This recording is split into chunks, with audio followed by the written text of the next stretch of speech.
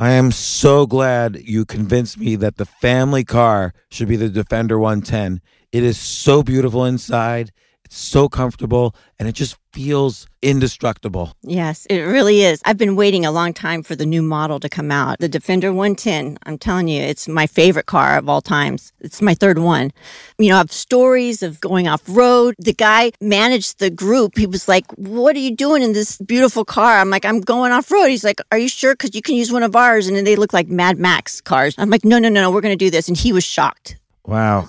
Well, it's great because the Defender has been reimagined for 21st century adventure, and its unparalleled off-road ability, as well as its robust interior, are invaluable whether you're headed towards uncharted territory or just a weekend of exploration. The Defender 110 tackles challenging surroundings with absolute confidence. The SUV conveys strength outside and in, featuring peerless technology like an intuitive driver display and an award-winning infotainment system. That's my favorite part, to keep you connected no matter where the journey takes you.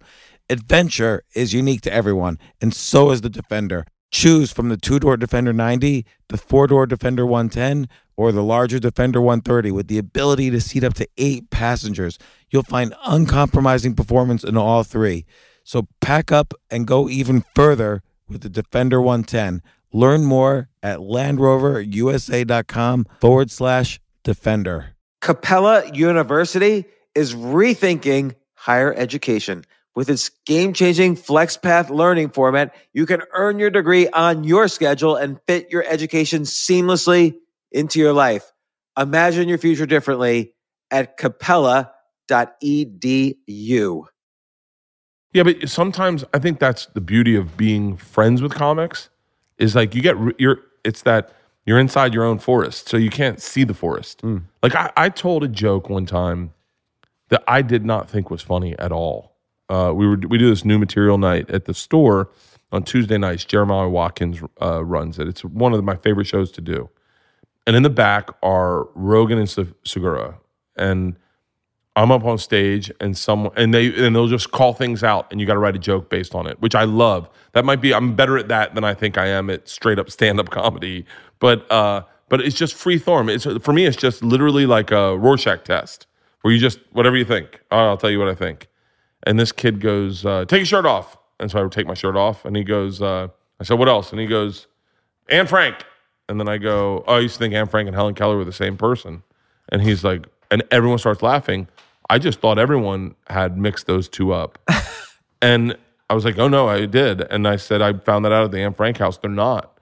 And I told the story of me and my friends going like, and by the way, it's asinine to me that it's why I don't do observational comedy. The premise is that my friends had said, it was right after Russia, they're like, we should go to the Anne Frank house. And I was like, oh yeah, we'll get a bag of weed and laugh our dicks off. And they're like, what? I was like, I've been hearing jokes about this chick my whole life. We'll put a plunger in her toilet. And they're like, huh?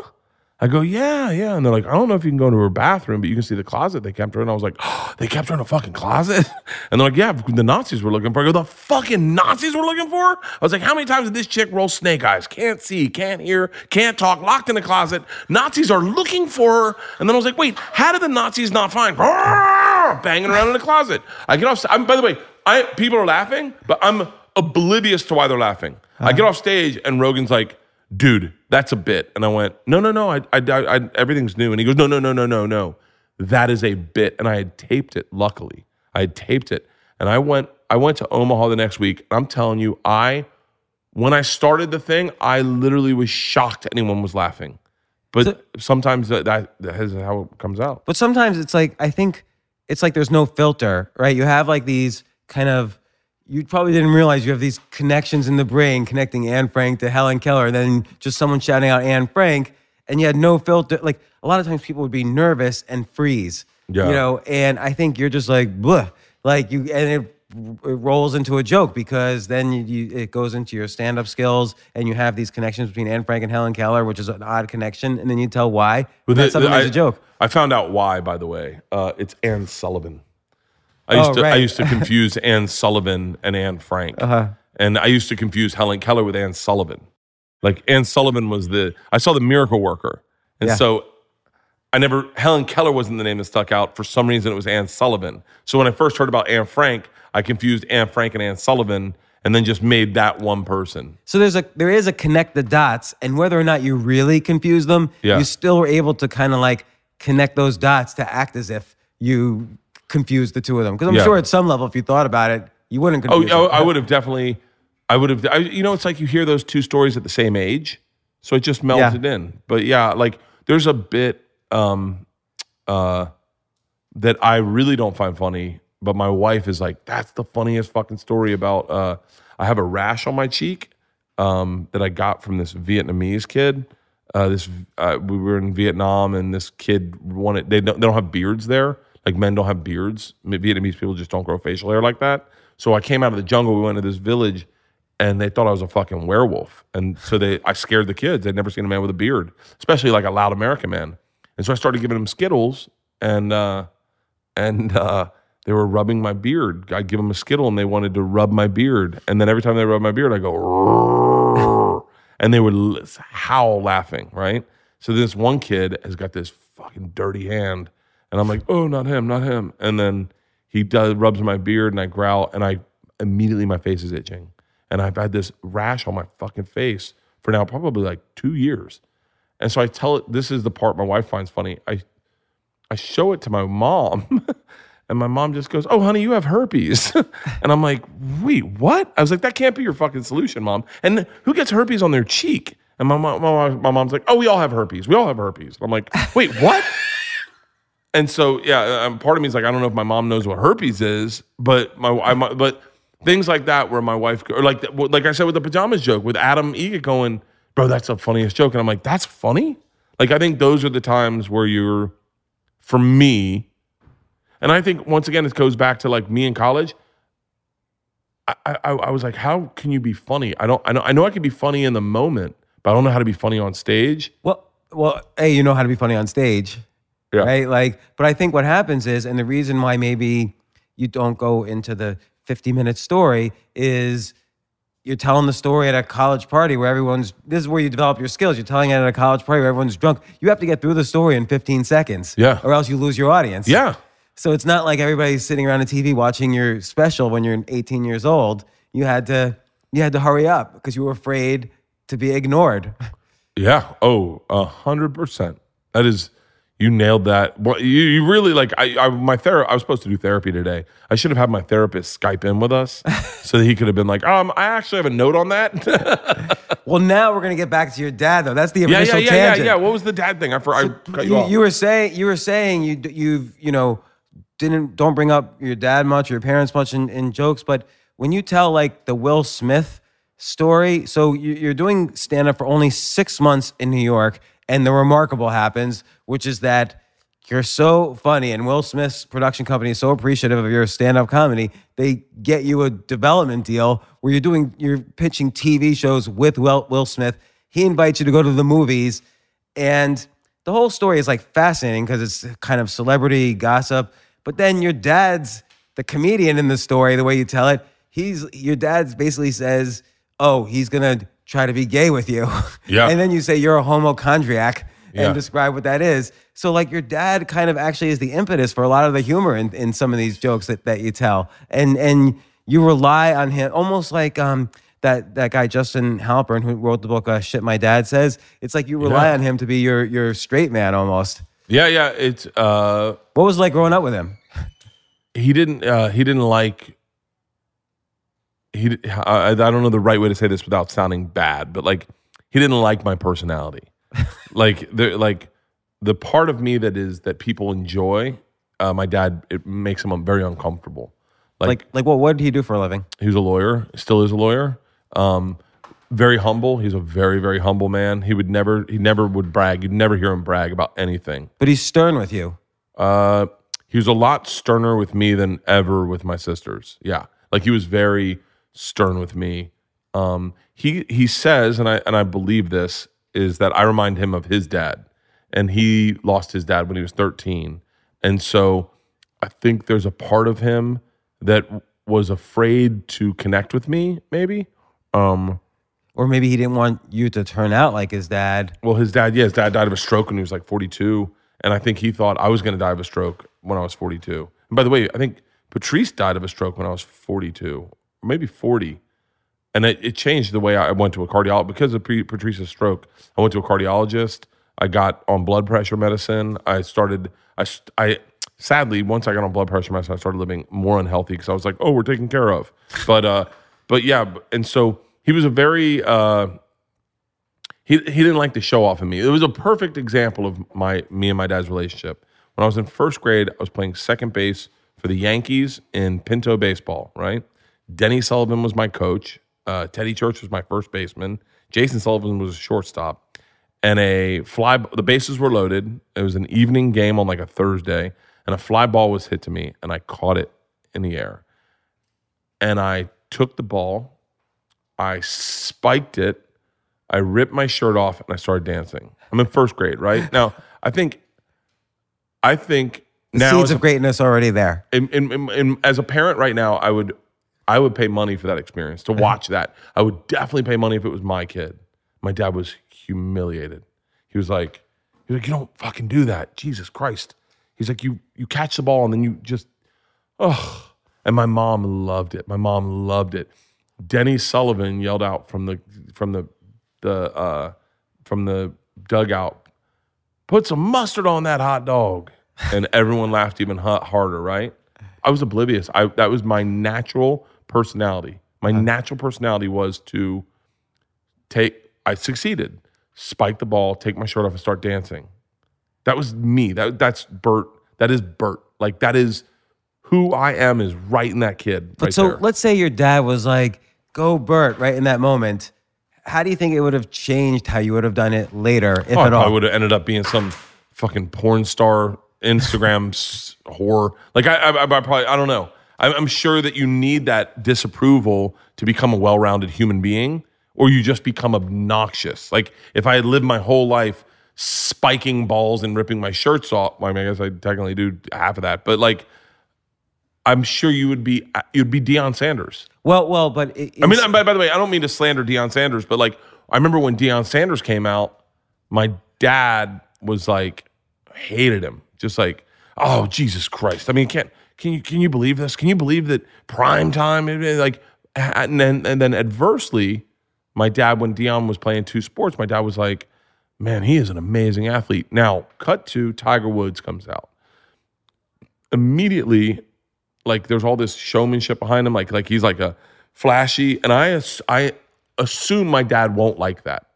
And so my dad calls me, he's like, are you following this Tiger Woods thing? And I say what I think would appease him, and I say, yeah, but I'm not a fan. And my dad's like, oh, buddy, you're wrong.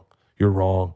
This kid is all talent. This kid is amazing. And the words he's speaking is you'll see. What you got to watch is, and then he told me, he's like, you need to become a fan of his now so you can enjoy your life for the next 20 years. And I went, really? Like, you can never, it's my dad's one of those people, you can never, whatever he says to you, you can never figure out why he's like, I've never been able to judge that guy. Is that we're about to experience one of the greatest golfers ever to live. And if you get on board with him now, then you will enjoy the next 20 years of your life watching him play golf. But if you hate him today, then man, golf's going to suck for you forever. And it's so funny. I became a Tiger Woods fan that day. And I am a ride or die motherfucker for Tiger Woods. Like, I love that guy. I want success. I'm a fan. I had a guy come up to me one time in West Palm, and he goes, his shirt's off, doing a meet and greet. And he's like, I need 2 minutes of your time. And I went, and the bouncer's like, bro, you got to leave. And he's like, 2 minutes, Bert, 2 minutes. And I was like, sure. And he goes, okay, I'm a fan. Do you know what that means? And I was like, yeah, I get it. And he goes, no. When you succeed, I get happy. Like, when good things happen to you, that makes me happy because I'm on your team. And I was like, okay. He goes, I don't think you're realizing what I say. Like, if you got a TV show, I would feel like I got a TV show. Do you know what that means? He goes, I got nothing in my life, man.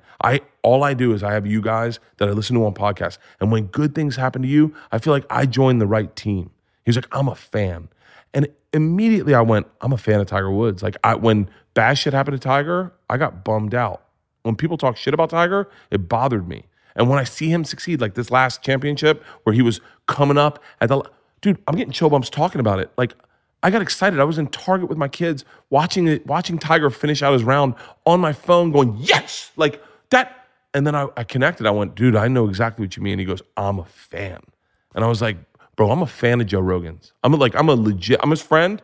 I'm a fan of Tom Segura's. I'm his friend.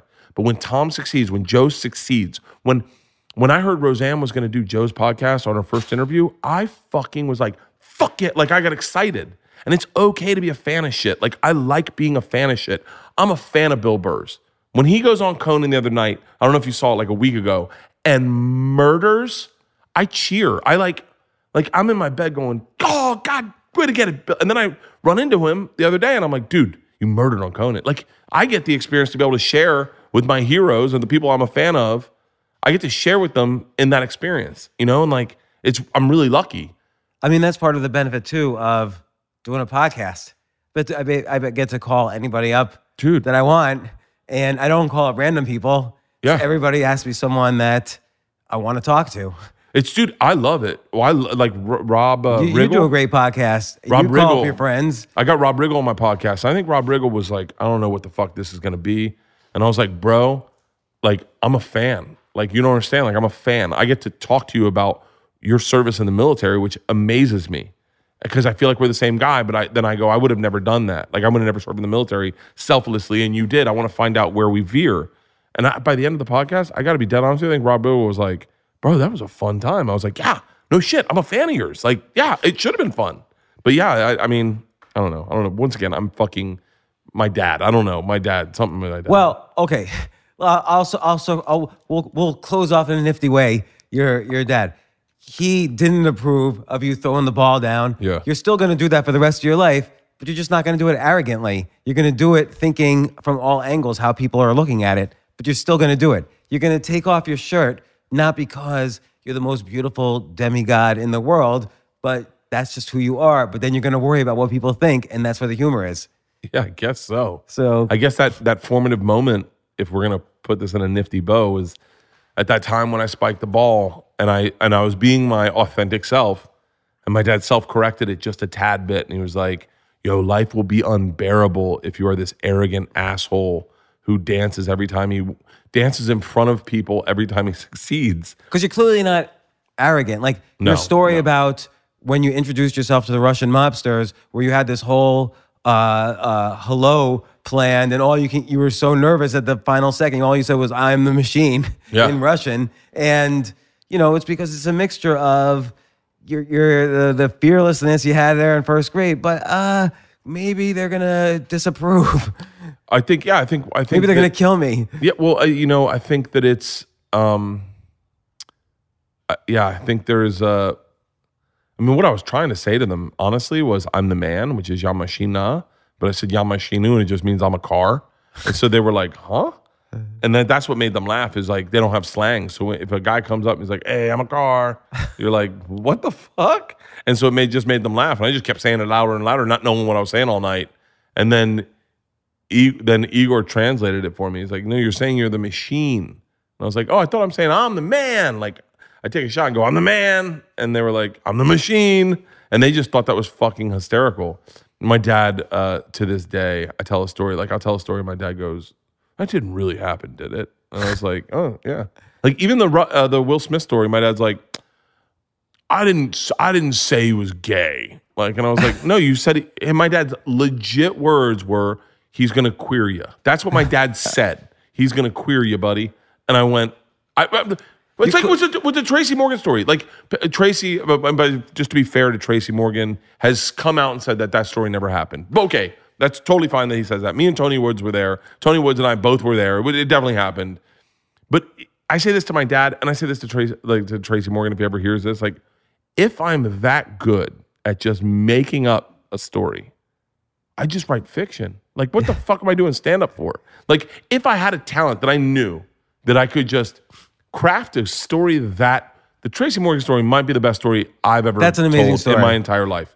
If I could, at 5 months of doing stand-up, if I knew that I could write that at 5 months of doing stand-up, bro, I'd be huge. So first, I'm going to give a shout out to, there's a clip of you telling that story superbly on the Joe Rogan show. Yeah. So people should just YouTube Joe Rogan, you, and Tracy Morgan. And it's a great version of that story. Plus, that story is in your book. Great story. And it's a punchline at the end. That's a boom at the end. That was before I realized. I mean, like, it's just how the story happened, you know? That's just the story.